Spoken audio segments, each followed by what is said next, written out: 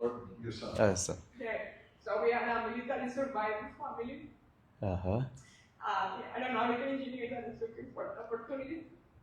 So, I don't know, I think I'm in the right place to start how, or what is your advice as an astronaut and pilot, and actually to a foreign person that is here now today.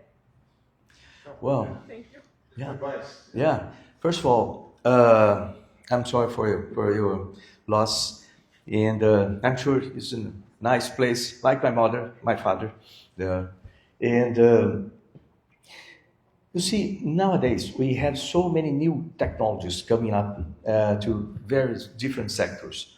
I used, of course, as a Minister of Science and Technology, I used to work with this, developing new materials, for example, graphene, niobium, and other materials that are going to be part of our lives a lot.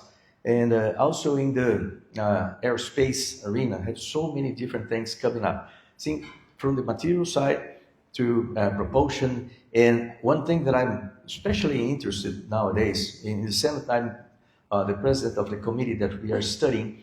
In 60 days, we are going to have a regulation in Brazil for artificial intelligence. I'm the president of that committee. And I've been working with artificial intelligence, by the way, since 1996. At that time, we didn't call this way, but it's the same kind of system. And that would be a lot used in airspace technologies from here on. It could be even controlling the surface of airplanes, like a control surface there. Could be intelligent wings, right? We've been talking about this a long time. Also controlling the engines, the fuel, controlling the flight profile, navigation, helping as an assistant for the pilot. But in the future, probably taking more and more responsibilities as we got more confident with the capabilities of artificial intelligence to make wise and good decisions. At the beginning, we had to be very careful with this, but as we progress, probably that would be the way. So, thinking about working on this field, I would connect my knowledge about aerospace engineering and connect with artificial intelligence now. That would be a good way of bringing this inside the market. Thinking also about cybersecurity for aeronautical and space, but for now for aeronautical. This, all our systems, they were developed in 70s, 80s. That time we were not thinking about cybersecurity threats. But nowadays, it's a real problem that we have to improve our systems, the old systems, and create new systems that are more resistant to the possible threats that we have in the from artificial intelligence and cybersecurity connect. So this is some things that I would kind of focus my attention. Okay. We got a question here. Привет. Oh, привет. Я тоже говорю по-русскому языке чуть-чуть. My question is, when I was in school, my teacher tells me, when he teaches subject, he tells us, it's not rocket science, whenever he tells us. And my question is, how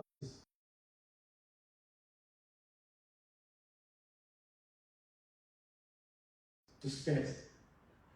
The second question is, we hear that with all infrastructure, we send rocket to the moon. How about to come back here? What's the resource? What is it? I feel it's going to be more difficult than sending from Earth to the moon instead of coming from the moon to Earth. So that's my question. Okay, it's a good, and some aspects inside your question that are very interesting to us to mention here. First of all, we have the Artemis program that NASA is running now. It's a very interesting program to go back to the moon in this decade. Every time I say this thing, I remember JFK. So by the end of this decade, we are going to the moon. Actually, the first person to set foot on the moon after 1972, when Eugene Cernan left the moon. So next person will be, we don't know exactly who is going to be the person, but it's going to be a woman. That's interesting. So we're going back to the moon this decade. We're going to Mars next decade. We're going to other places, deep space, long duration flights. And that represents a big challenge from the technology point of view and from the human point of view, for the health, for the emotional point of view. So a lot of challenges in front of us. This is good. I like challenges to work with. But going to the moon, what's the idea? We have so many things on the moon or in the moon that we don't know yet. I don't know if you read an recent article talking about the huge hole that is there on the moon. That's interesting. I don't know what's down there, but interesting to know all those things. And remember that the moon, they have helium-3. Helium-3 is a very interesting possibility to producing energy, and because it's kind of unstable, so we can produce energy from there. Then how do we send the energy back? This is part of your question, I believe. And first of all, we have to have a very good infrastructure assembled on the moon to mine and to process everything there, so you can transform that in some kind of useful and logistically viable energy to bring back to here. That could help us a lot, our planet, in terms of energy, and also give us more motivation to go to the moon and design systems there. Once we got this done, or part of the system being built on the moon, we have much more technology to transfer, let's say, with the adaptation onto Mars. There'll be another challenge to put some things there, to live there on Mars, and etc. Actually, this is one of my dreams. I want to go to Mars. And I'm not that old. I can do that yet. Remember John Glenn? He did his first flight. He flew when he was 77 years old. And I was just getting at NASA in 1998. He was coming back from his second flight, the STS-95, in 1998. And he was 77 years old. By the way, he was the guy that told me to go to the politics. I can tell this story at the end here, but that was interesting because he told me at that time, you have to be a politician, okay? And so, yes, there's a lot of challenges in front of us, but it's possible, again. And that's another reason I talked with the young guys, especially, telling them to dedicate their life, have some purpose in life to work with, that will help a lot our human civilization here on this planet. That would be good. And talking about possible, that's the title of one of his books, It's Possible. Yeah. Hi, I'm Jacob from Czech Republic, actually, and sorry, I'm really shaky. I'm really nervous. And, no problem. But you said that to achieve your dreams, you needed to work hard, study hard. Yeah. And I wanted to know, because when you say you study really hard, it's really hard for me, like, whenever I study, it's really hard for me to not burn out, to, do too much. So I wanted to ask if you ever burned out, or if you have any tips for not burning out. Yes, I have. Actually, this is one thing that I used to talk with the kids in Brazil a lot. It's like exercise. Imagine you go to the gym. If you just keep doing things there, blah, blah, okay, you can do that one day, the next day you cannot do anything. So you have to have an equilibrium. You have to balance all of these things. So you have to have a healthy life, do exercise, talk with other people, other friends of you. Choose very well your friends, because they can help you, or they can really be a problem for you. So choose very well. Choose those guys that are with you to go up. Try to find somebody that you say, well, I want to be like that guy there. He's good. He's successful, and in a good sense. Try to choose well. It's not a soccer player, or it's not against soccer players, but in terms of mind, choose good examples. And to study, I always use this. I study every day, not that much, about 2 hours, 1 hour, 2 hours every day. I read. And I have like a selection, because you don't want to do everything the same every day. Sometimes you want to read. Sometimes you see some videos about that subject. When you go and keep that subject in your mind all the time, so you're going to sleep, think of try to bring some challenges every step of the way. How can I solve this problem? Why that happened that way? So make your brain to be active in that subject that you are studying. Okay. And then when you go to study, choose always the same place. Let's say you have a good place in your home to study there, in your room, for example. Put some pictures in front of you that seems like things that you like to do in the future, things that you like about this subject. Put there in front of you. Listen to some instrumental music as you study, not somebody talking or singing, some instrumental music. You understand why I'm saying this in a bit. And so when you read the pages there, try to remember where things are written in the book. So it could be here, it could be there. Try to connect your visual memory of that thing. Also, if you can, put some kind of smell, good fragrance, something that a perfume, something that you can relate with this.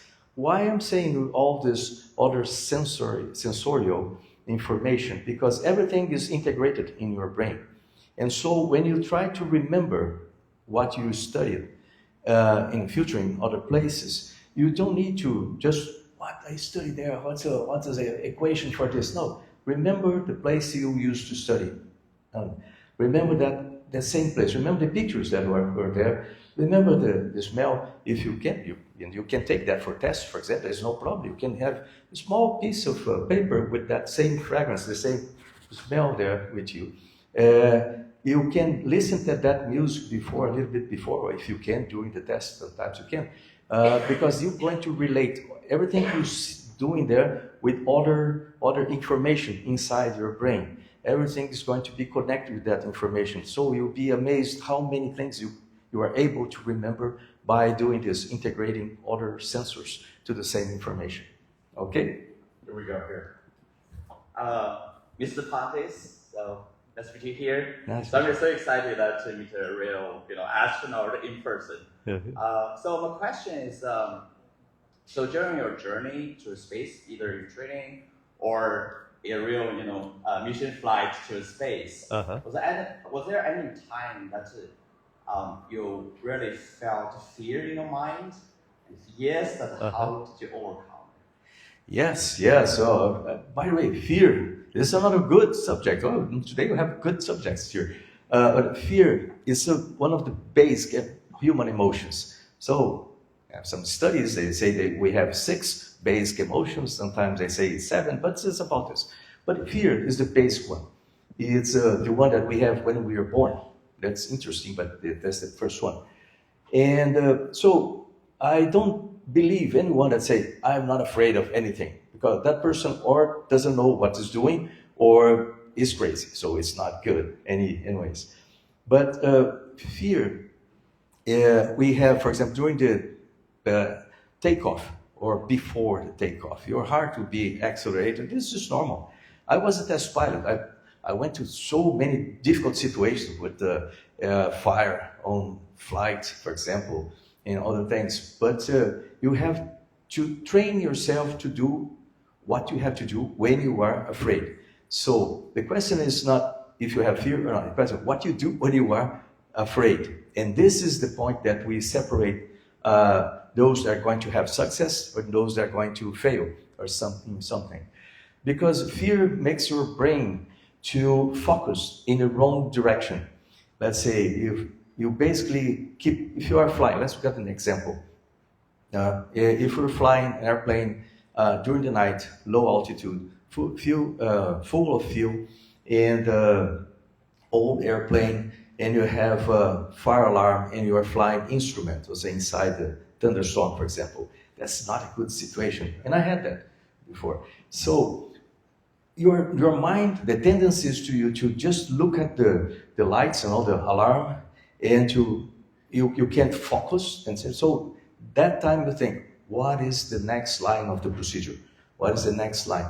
So you get the procedure and you work the procedure and keep doing. You are feeling afraid, you have all the physiological sensation of fear, but keep working in the procedure. Next line. Your mind is going to try to bring you to other place, to think about bad results of that situation. Bring your mind to the procedure and think, okay, I'm going to get out of this by doing this. I'm going to do this. And so this one way we use operationally to get rid of, let's say, of the fear, not rid of the fear, but to work even with fears in those situations. So I had that situation, for example, during many different flights, and also during the ascent phase, the beginning there, you are, but then you focus on the procedure. There is one situation in flight on board the International Space Station that was really interesting at this point. We got a fire alarm one day. We were sleeping and then we got the klaxon, the fire alarm. And so I had to do the procedure. And that's when the training kicks out. Okay, I heard that, wake up, okay, this is real. So we went there to do the procedure. It took us about 1 hour, an hour and a half to solve the problem. It was a problem with one sensor in the US lab, but took us a little bit to find out that was there, which sensor, which wire that was burning. But we found the situation we solved by using the procedure. So yes, that's fear is important. For the young guys here in there, remember, in life you're going to face many situations when you're going to be afraid. If you know that you have to do, that you're going to do is intelligent, is honest, is ethical, is important, do it, even if you are afraid. Because this is life. Sometimes you fail, sometimes you win.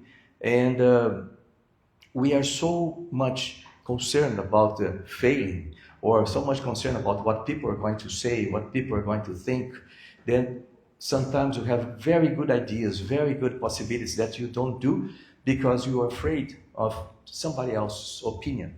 So don't pay attention to this. Pay attention to what you have to do. So do it. And the difference between people that go in life and do great things from those that are sitting there on sofa watching the life happening on TV and thinking about one day I will do that, one day perhaps I'll do this. The difference is courage. Courage for you to do what you have to do, when you have to do, the way you have to do. And sometimes, most of the time, that will not be comfortable. That will be something that people, normally they are not going to like that. But you have to do it. So this is called life. Okay, we're getting close to the end, and we want to leave a minute or two, a couple of minutes in order for you to get a picture with Marcos. Mm-hmm. So we are going to take your question, and I'm going to try to get to yours too. Go ahead. Good morning. I was wondering, earlier you said you went through some specific psychological training, and I was wondering if you could specify on what exactly you did.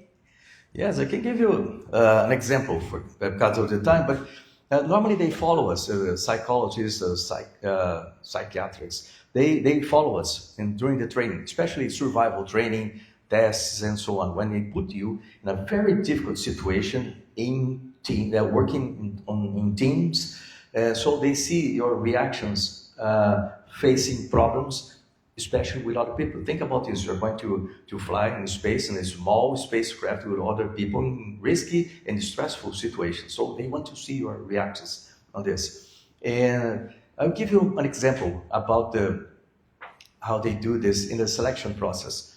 Imagine a room like completely closed, it's enclosure, and they can take the pressure from that room, okay? And the far corner there, you have a glove, empty glove, and a manometer to measure the pressure there, okay? And then there is a plastic bubble in the middle. You get inside the bubble with the sensors, you and the microphone and the phone, and then close that bubble, filled with air, and then you have air. There's no problem. And they start talking to you. You know, you are in a pod, and you just escaped from an accident in a spacecraft. You are in space, inside this small pod. You have air. There's no problem. There's no lack of air. However, the temperature is going to increase because of our body temperature. So don't be afraid of this. We are going to take the pressure out. So we close and we lock it, this bubble, to you to not get out. And see outside the maneuver, you see the pressure going down, and you see the grove going, getting full of the air that was there, right? Okay, so you see there, you see the pressure. How long you're going to be there? We don't know. We have to wait for the rescue team. So good luck. Stay there, and we are going to watch you from here. And you just stay there. What I did in that situation, I did the following. I was there inside in a fetal position because it's small, and it was hot. And I started thinking about the place I like the most. So I thought about the lake. That's one of the places that I go to do the tests. In my mind, I go like at that place. There's a lake, beautiful lake. I was sitting there watching the lake, watching the birds and seeing all those things. And I transferred in my mind, I transferred my conscience, instead of being inside a bubble in a very tight position. So I transferred it to that place. And I was there just sitting, and it was very comfortable, very comfortable, very comfortable. I slept there. So, and I don't know how long I stayed inside the thing, but then I woke up with people talking, hey, Marcos. Yes. Okay, the rescue is coming, so you won, that there's no problem no more. The rescue is coming to take you from there, from the pod. So they took me from there, and I thought, well, perhaps I failed the test because I was not supposed to sleep, I believe. And they said, no, it was very good. This is what we expect you to do, to be calm. Final question. Here we go. Good morning. Good morning. So, how old were you when you joined the military? How old were you when you went to space? And does age matter in like being an astronaut, for example, or can you be like 70 and still be an astronaut? Yes. Okay. I went to the military when I was 17. 17, I went to the Brazilian Air Force Academy, and then I did my engineering course when I was about 27, perhaps 27. Yeah, or 26, about this. And then when I was selected in 1990, I was 35 when I was selected for the astronaut training. And I went to space, I was 43 when I went to space. I became a minister when I was 55. And a senator with 60. And you go doing different things. This is one thing that normally, when we are teenagers, we think, I have to choose one field and I'll be that all my life. No, you can start being a medical doctor, and then I decide, okay, I'll be a pilot. For example, my daughter's a medical doctor. Now she's working to become a helicopter pilot. So do other things. And keep doing your medical job. Then going to be, she's an emergency medical doctor. And so going to be a helicopter pilot. And then, okay, now I decide to go to the astronaut corps. You can go to be an astronaut. So you can do so many different things in life. This is the fun part of life. So, and yes, and I can be back to space. This is one of my dreams. Actually, I have two dreams. Nobody asked me this, but sometimes people say, okay, you have done so many different things in life. You still have dreams. Yes, I have. Of course, you have to have dreams until when you're breathing, because then you can stop dreaming. But I have many dreams, but that we talk about two of them connect with me, because most of my dreams nowadays, and this is something that happens to us when we're getting older, your dreams, you start focusing not in you, in yourself, but in other people. How can I help more people? This is something that happens. It's important. But I have two of them that is towards me already.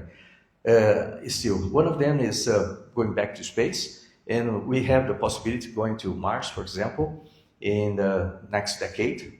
Perhaps they are going to use old astronauts because we have lifespan, a shorter lifespan, is the logical way of doing this.